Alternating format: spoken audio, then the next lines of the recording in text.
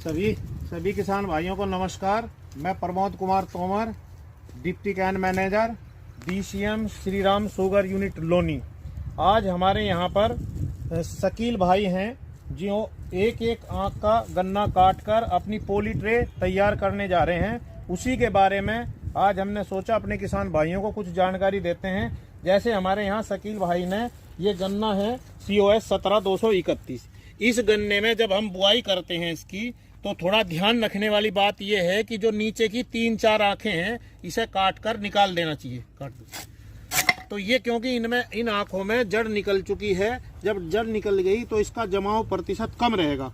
तो अब हम जो अपने ऊपर का गन्ना है, इसमें थोड़ा ध्यान ये रखना है जब हम इसकी कटाई करें तो एक तो ये आंखें या तो ऊपर रखें या साइड में रखें, क्योंकि इन आंखों पे चोट नहीं लगनी चाहिए। और जब आंखों को काटें तो ऊपर का हिस्सा कम होना चाहिए और नीचे का हिस्सा थोड़ा ज़्यादा होना चाहिए। ये हमारी कटाई संबंधित बात है। और इसका ध्यान रखें कि आंखों के ऊपर पत्ती नहीं रहनी चाहिए। तो देखो, जैसे इन्होंने यहाँ पर ये आंखें काटी हैं, ये सब रखी हुई हैं। नीचे का हिस्सा ज़्यादा है और ऊपर का हिस्सा कम है। देखो, ये आंखें थोड़ा हल्के हाथ से काट दी तो आंखें फट गई है। इसका थोड़ा ध्यान रखें कि आंखें फटने ना पावे।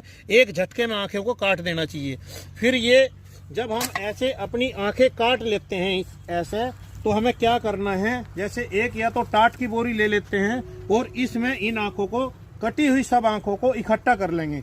इकट्ठा करने के बाद में हम अपना ड्रम है या हमारी जो कोई बड़ा सा होदी टाइप में है, तो उसमें हम क्या करेंगे, 1 लीटर पानी में 1 ग्राम थायोफिनेट मिथाइल सबसे पहले अलग साफ पानी में घोल के उसमें हम डाल देंगे। 1 लीटर में 1 ग्राम के हिसाब से हम घोल बनाएंगे।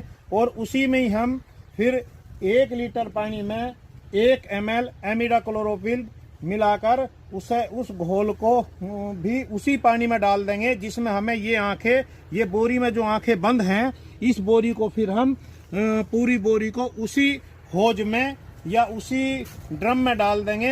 ये रात भर भीगती रहेंगी। ये फिर इन्हें जो हम सुबह के टाइम निकालेंगे। सुबह के टाइम निकाल कर हम अपना एक मिट्टी का मिक्सचर तैयार करेंगे, जिसमें 1 तसला गोबर की खाद, 1 तसला मिट्टी और 1 तसला बालू।